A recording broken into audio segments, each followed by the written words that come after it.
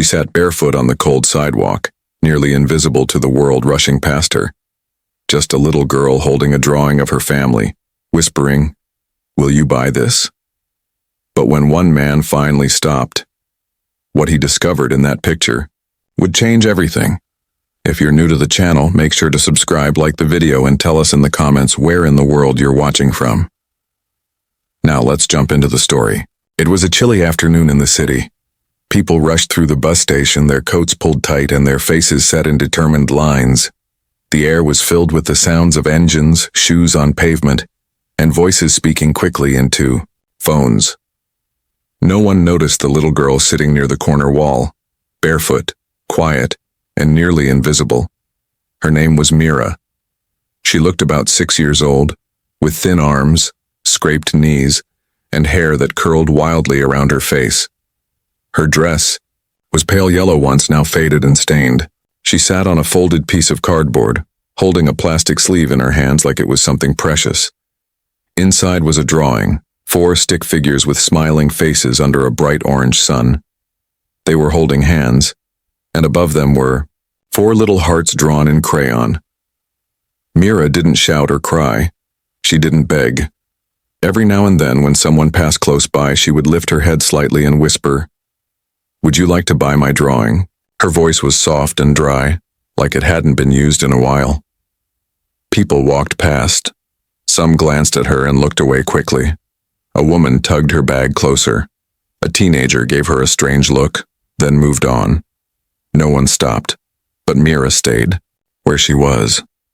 She hugged the drawing close when the wind picked up, shivering but silent. Her eyes weren't full of fear. They held something heavier, something tired, like she'd seen too much already. Across the station, Jonas had just ended his last shift as a city bus driver. He was in his early 60s, with gray hair and lines around his eyes from years of early mornings. He was a quiet man, not used to slowing down, but as he passed the corner where Mira sat, something made him stop. He wasn't sure why. Maybe it was the way she sat so still, or the fact that she wasn't asking for money, just holding out a drawing. Maybe it was something in her eyes. Jonas stepped closer and crouched down, his knees popping softly. He gave her a small, careful smile. "Hi there," he said gently. "Is this your drawing?" Mira nodded, not looking up. He took a closer look. The picture was simple, just 4 stick people and a sun, but it felt important, like a memory. "Who are they?" he asked. Softly, she finally looked at him. Her eyes were large and brown, deep and tired. "That's my family," she said. Jonas felt something shift in his chest. "Are they with you?" She shook her head. He tried again. "Where are they now, sweetheart?" Her lips pressed together. Then after a long pause, she whispered, "Gone. There was a fire." Jonas blinked. "A fire?" She nodded, still holding the drawing tightly. The car flipped, then it burned. He sat down beside her, no longer caring about the cold sidewalk under him. "I was asleep," she said, her voice like a paper-thin thread. "I heard Mommy scream. Then I was outside. There were lights, people yelling, but no one talked to me." Jonas didn't know what to say. His heart was heavy and his throat felt tight. "I waited," she added quietly, "but no one came." He looked around the station. Dozens of people. So many eyes, so many ears, but no one had seen her. No one had listened. "How long have you been here?" he asked. She shrugged. "A while. Have you eaten?" She hesitated. "Some ladies gave me bread once, but when I show my drawing, they don't want it." Jonas stared at the drawing again. "Why are you selling it?" Mira looked down, her small hands tightening around the edges. "Because Mommy said, if I ever got lost, to draw us happy. Then maybe someone would find me." It hit him hard, right in the chest. This wasn't just a drawing. It was a message.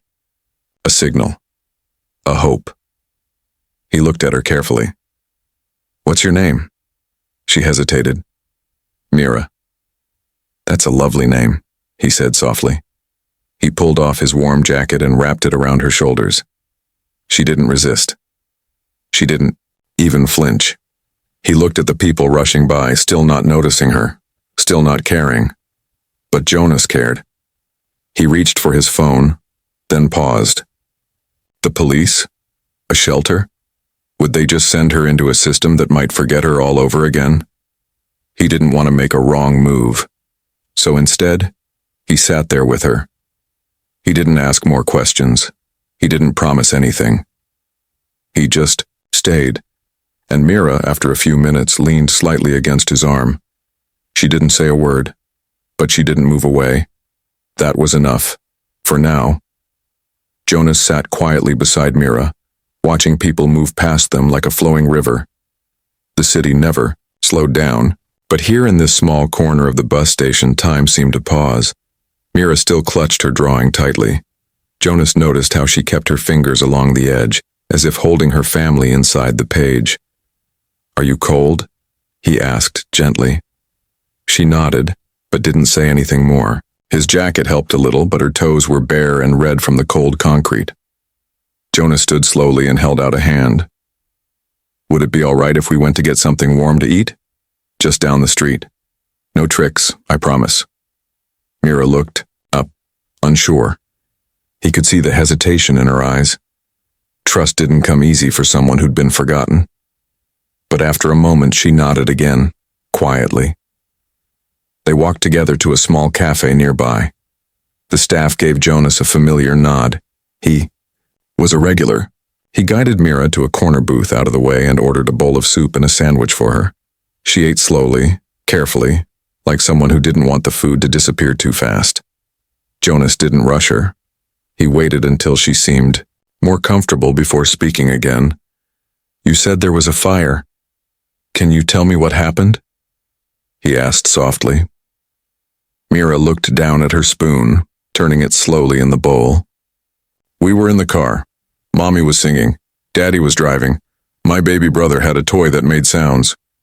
Jonas leaned in, listening carefully. Then, "I heard a loud noise. The car turned. Everything was fast, then hot." She paused, then added in a whisper, "I think I flew out."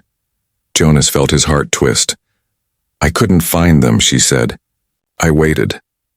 I called, but I only saw flashing lights. No one looked at me." He reached across the table and gently placed his hand near hers, not touching, just close. "You're very brave, Mira." She looked up, tears in her eyes, but not falling. "I thought maybe they'd come back. I waited near the store with the green sign. Mommy liked green." Jonas felt the weight of her words press down on him. How many days had she waited? And how had no one helped her? He took out his phone and scrolled through his contacts. There was only one person he trusted to help without turning it into paperwork and procedures. His sister, Clara.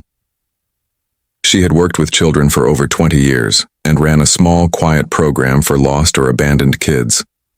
If anyone would know what to do, it was her. He called her. "Clara, it's me," he said. She could hear something in his voice immediately. "What's wrong?" "I need your help," Jonas said. "I found a little girl. Alone. She says her family died in a car fire. I think she's been on her own for a while." There was a short silence. "Where are you?" "At Marty's. Cafe near the bus station. I'll be there in 10 minutes. True to her word, Clara arrived wearing a warm coat and carrying a bag of clothes and snacks. She moved with gentle confidence, her eyes kind as she approached Mira. "Hi, sweetie," Clara said, kneeling to Mira's eye level. "My name is Clara. Can I sit with you?" Mira glanced at Jonas, then gave a tiny nod. Clara sat down and smiled. "That's a beautiful drawing. Did you make it?" "Yes," Mira said softly. "Who are they?" Clara asked. "My family," Mira replied, "but they're not coming back." Clara's expression softened even more. "I'm so sorry, sweetheart. Would it be okay if we helped you for a little while, just until we can find a safe place for you?" Mira didn't answer right away. She looked at Jonas. "Will you come too?" Jonas smiled. I'll be there. That seemed to be enough. Mira stood slowly and let Clara help her put on a pair of soft socks and little shoes from the bag. The drawing never left her hand. They walked together to Clara's car, Mira in the back seat, still quiet but no longer alone. As they drove through the city streets, Clara asked gently, "Do you remember anything else? Maybe where your house was?" Mira thought for a moment. There was a mailbox with a yellow flower on it, and a park across the road. My brother liked to feed the ducks. Clara wrote it all down. Every detail mattered, even the small ones. When they arrived at Clara's center, called the Willow Nest, Mira looked around. It was a small, cozy home with big windows and soft light. A few children played quietly inside. Mira clutched her drawing tightly. Jonas knelt beside her. "You don't have to be scared. Clara and her friends are good people." "Will I get to see you again?" she asked. He smiled. "Of course, as long as you want me to." Mira nodded. As she stepped inside with Clara, Jonas stood by the door a little longer, watching her. She turned back and gave him one last look, tired but no longer empty. And just before the door closed, he heard her whisper something so faint he almost missed it. "Thank you." The Willow Nest wasn't like the places Mira had imagined. It didn't feel like a shelter. It felt soft, warm, even safe. The walls were painted in calm colors. There were books on low shelves, drawings taped up on the fridge, and the sound of laughter coming from another room. Mira stepped inside carefully, holding tightly to her drawing. Her shoes made little squeaks on the clean floor. Clara smiled down at her and led her to a small room with a bed, a teddy bear, and a window that let the afternoon light pour in. "This will be your space, Mira," Clara said kindly. "You can rest, draw, or just be quiet here." Mira nodded, still silent, her wide eyes scanning the room. She placed her drawing gently on the desk like it was a treasure. Then she sat on the edge of the bed, not taking off her jacket. Clara didn't rush her. "Take your time, there's no hurry. I'll be in the next room if you need anything." As Clara stepped out, another voice entered the story, a man in his 30s with a calm face and soft voice. That was Noah, the child counselor. He had worked at Willow Nest for years and had a special way of making kids feel seen without pushing them to speak. When he first met Mira, he didn't ask questions. He just sat beside her on the floor with colored pencils and paper. "You don't have to say anything," he told her gently. "But if you ever want to draw, I'd love to see it." Mira didn't respond, but the next day, when he returned, she had already drawn something new. Still 4 stick figures, but this time they were standing next to a red mailbox. Each day, Mira drew something else: a duck by a pond, a tree with a swing, a pair of shoes, with hearts on the sides. She didn't talk much, but her pictures began to speak for her. Noah and Clara paid attention to every detail. Together, they started matching the images with information: park locations, accident reports, old news, articles. Clara even visited places Mira had drawn to look for clues. Meanwhile, Jonas kept his promise.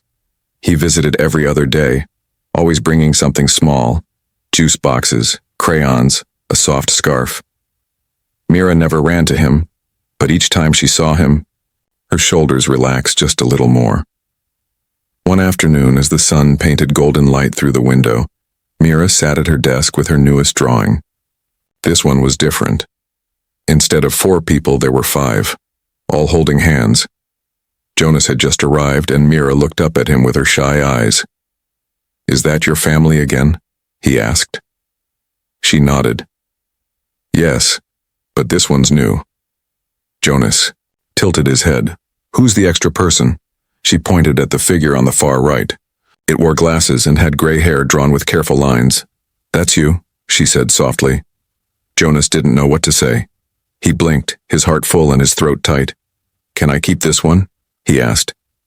Mira smiled, a small, real smile. "Only if you stay." Jonas sat down slowly beside her. "I'm not going anywhere." In the days that followed, Mira began to speak a little more. She told Noah that her baby brother liked banana-flavored snacks. She remembered that her mom wore daffodil perfume. She remembered that their house had a blue door and a garden with 3 pink flamingos stuck into the grass. These small details became clues. And one morning, Clara entered the office with a file in her hands, her eyes wide with hope. "We found something," she said. A few weeks earlier, a family had been in a terrible accident just outside the city. A car had flipped and caught fire. 3 people had died on the scene, a mother, father, and infant boy. But there had been confusion in the report. One child was unaccounted for. Emergency teams had believed the 4th passenger died too. No one had known she walked away. The report gave a name: Mira Lynn Parker. She had survived. Clara sat down beside Jonas in the staff room, holding the file with gentle care. They thought she died. That's why no one came looking. She was lost. In every way. Jonas looked out the window where Mira played quietly in the garden. But now she's found. Later that evening, Clara and Noah gently shared the news with Mira. They didn't speak about it like a sad story. They talked about it like a puzzle being solved, like pieces finally coming together. Mira listened, silent for a moment, then asked, "So I'm not missing anymore?" Noah smiled softly. "No, sweetheart. We found you, and you're safe." Jonas knelt beside her again like he always did. "We've got you now, Mira. You're not alone." Mira reached out and took his hand. It was the first time she had ever done that. Inside the willow nest, with her drawings on the walls and her name finally known, Mira was no longer just the girl with the picture. She was Mira Lynn Parker. And her house, this quiet place with new friends and old drawings, was her new beginning. Mira no longer sat in corners like a shadow. At Willow Nest, she started walking with a little more confidence. She still spoke softly, still held her drawings like they were windows into her world, but now she smiled more often. And when Jonas came to visit, something special happened. She would run to meet him. Not with big steps or loud laughter, but with quiet excitement, the kind that showed trust had finally grown in her small heart. Every time he arrived, she had a new drawing waiting. One day it was a tall sunflower garden. Another time it was a cozy red house with a blue door and flamingos on the lawn. Each picture was a piece of memory, and also a picture of something she hoped for. On a rainy afternoon, Mira sat in her favorite chair by the window. The storm outside was loud, but she didn't flinch.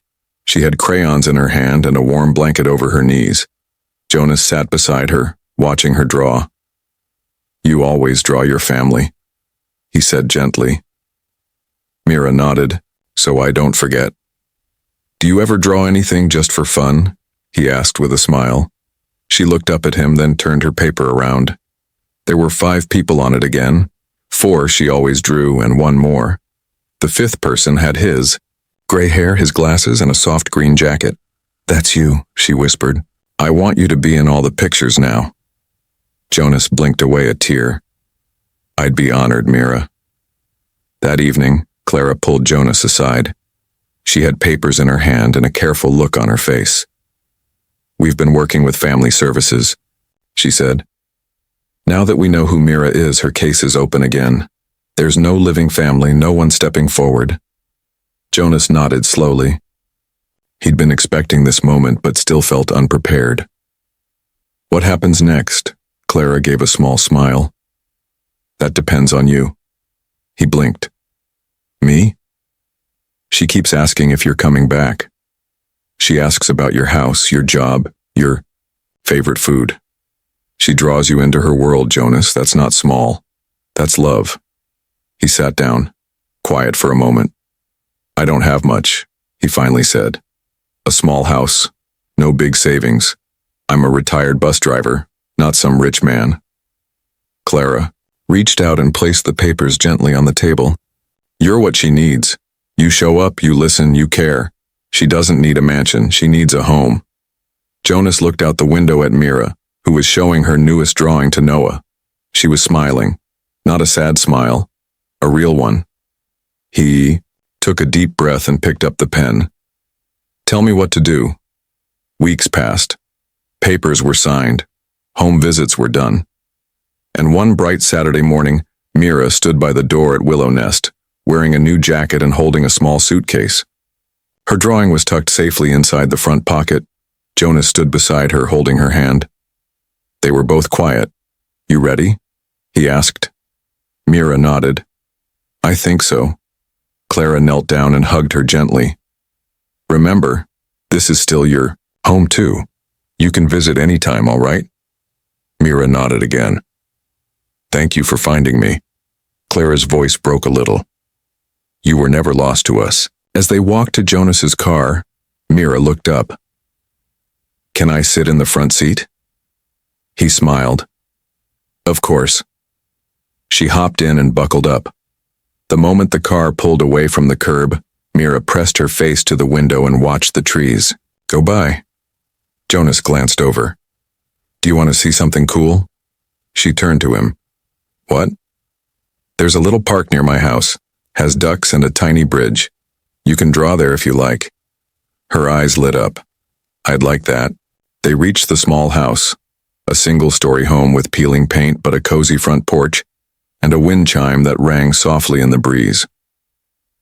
Mira stepped out, looking around slowly. The front door was blue. In the yard, Jonas had placed 2 plastic flamingos that looked like they had been waiting just for her. She froze, wide-eyed. "You remembered." "I pay attention," he said with a smile. Inside, the house smelled like cinnamon and clean laundry. Mira walked through the rooms slowly, taking it all in. There was a space near the kitchen with a small table and art. Supplies already waiting. She sat down, picked up a crayon, and began to draw. Jonas made some tea and brought her a banana-flavored snack, her brother's favorite, now hers too. They sat quietly for a moment. Then Mira looked up. "Do you think my mommy would be proud of me?" Jonas put down his mug and met her eyes.